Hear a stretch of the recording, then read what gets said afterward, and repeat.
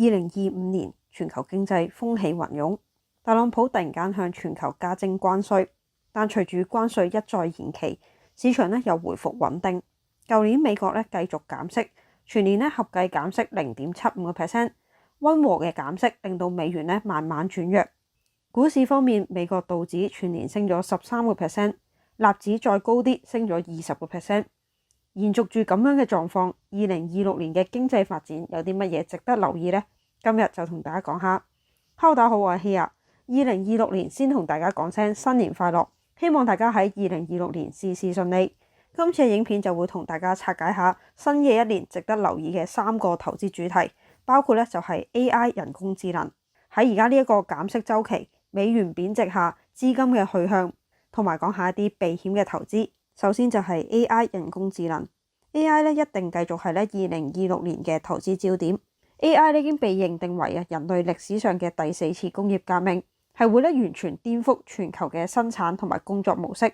嚟到2026年，市場對於 AI 嘅關注已經由單純嘅一個模型嘅開發啦，轉向咗真實落地嘅商業變現，同埋需要背後實體嘅支持。咁要發展 AI 唔止淨係要晶片嘅，亦都要有現實基建嘅支持，包括電力、數據中心等等。美股之中嘅晶片股包括 NVIDIA、AMD、Intel 仍然會係市場嘅重心。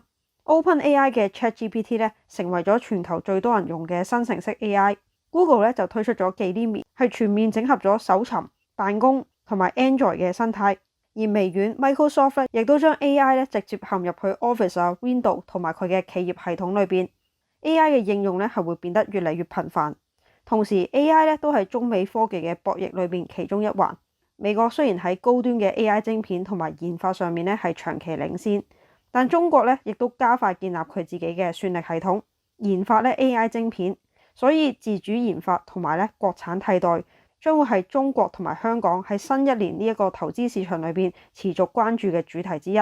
例如之前我都有提過嘅碧印科技啦，咁佢就係香港第一隻國產 GPU 嘅股票。咁喺1月2號正式掛牌，成為咗2026年上市 IPO 嘅第一股。首日嘅表現方面暗盤同埋開市一度係上升咗80%，最後收市係升咗75%。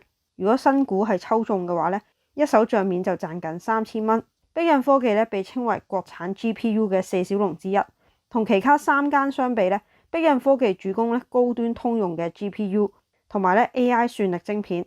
4小龍之中，其他2間公司摩爾線程同埋木希股份，舊年都已經喺中國嘅 A 股上市。咁當中摩爾線程同埋木希股份喺上市初期都係大幅咁上升，不過之後就有所回落。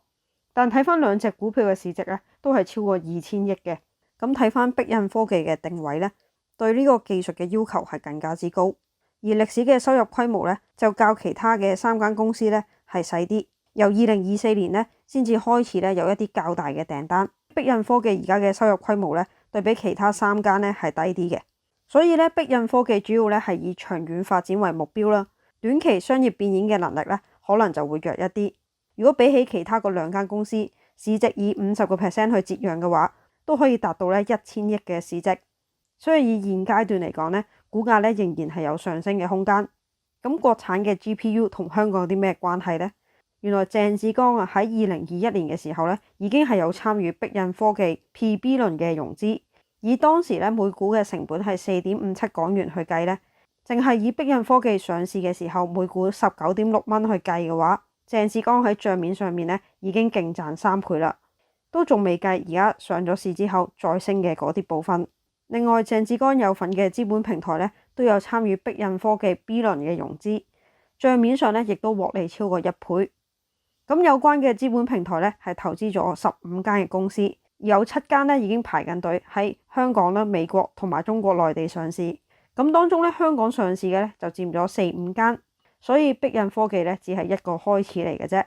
咁離開咗家族企業嘅鄭志剛上年就成立咗自己嘅公司上合發展控股，唔再只係集中於過去主力嘅地產或者係傳統零售嘅行業，而係會投資更多新興市場嘅創意產業，包括文化、娛樂等等。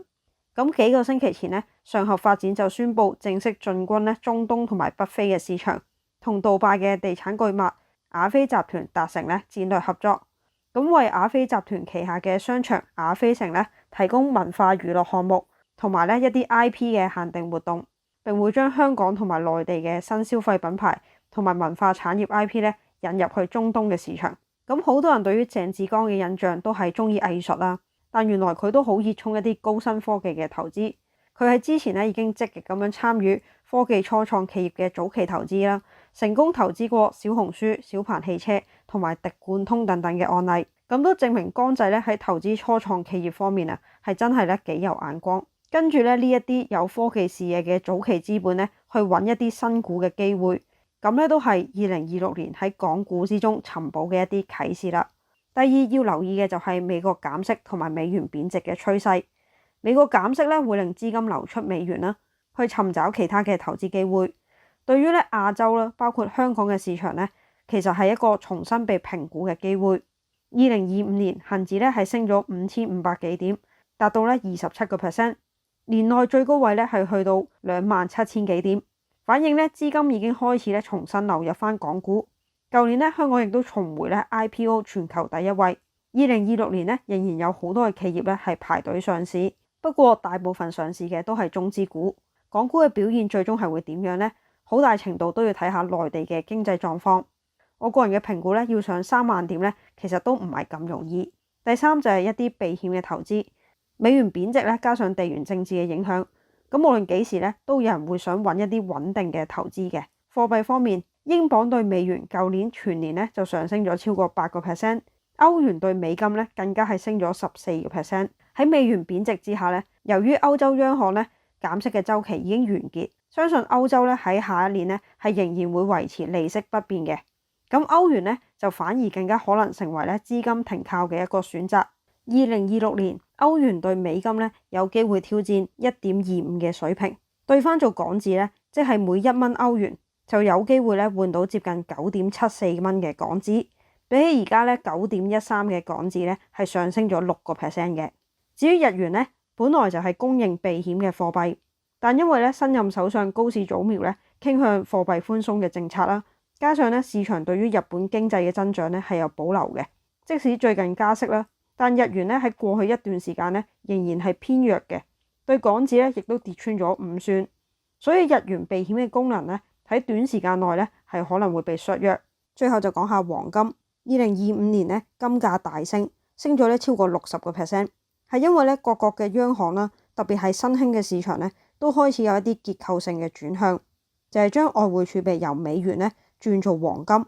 好似而家2026年嘅一開始，就發生美國喺委內瑞拉嘅行動，活捉咗咧佢哋嘅總統馬杜羅，令到黃金咧預計又會喺高位裏邊咧維持一段時間，資金咧再次湧入去咧黃金度避險，所以預計黃金咧仍然會喺高位咧係徘徊同震盪。只要地緣政治嘅變數咧一直喺呢一度，黃金咧仍然係有上升嘅空間。好啦，咁今日影片就嚟到呢一度。對於2026年嘅經濟同埋投資方向，大家又有啲乜嘢睇法呢？可以留言，大家一齊討論下。鍾意我嘅影片記得 Like、Subscribe、Share。我哋下條片再見，拜拜。